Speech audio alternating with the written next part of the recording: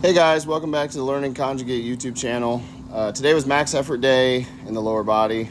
I decided to go with a giant camber bar box squat against mini bands. It's a 17-inch box and the giant camber bar. The giant camber bar I like because I feel it more in the hips when I'm squatting as opposed to like when you use a straight bar, safety squat bar, or something like that. You feel it a lot more, I guess. I feel like it hits the quads or kind of the anterior muscles a little harder, where the camber bar is more in the hips and the posterior muscles for whatever reason. I'm not sure if that's accurate or not, but that's where I feel it.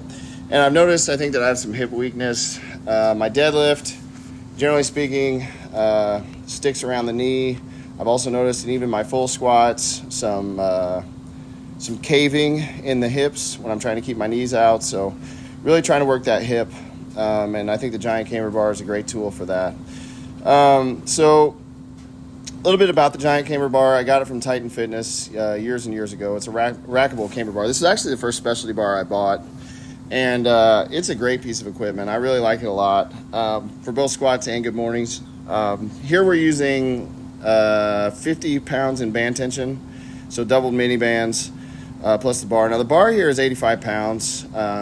I count it as 90 though, because for a few reasons. Number one, I'm not using, try not to sneeze here. I'm not using calibrated plates, so who knows what these plates actually weigh.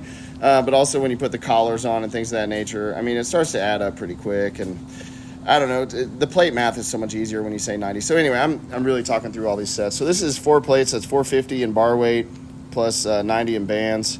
And you can see it's starting to slow down quite a bit there. So that's 500 in resistance at the top, and that really shouldn't be a lot for me, but it is. So you can tell I'm getting towards a deload here.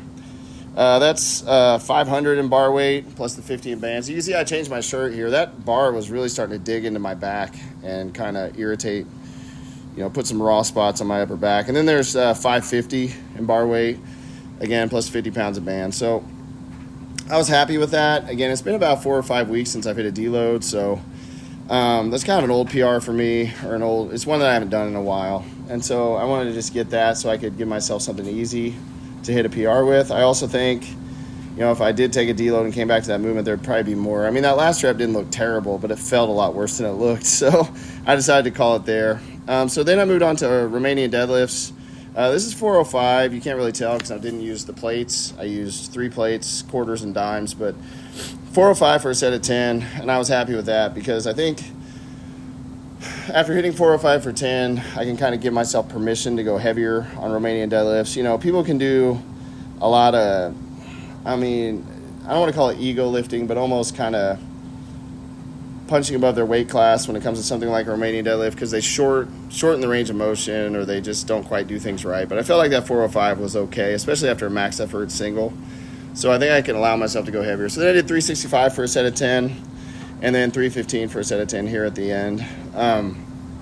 Again, in the conjugate system, accessories are important.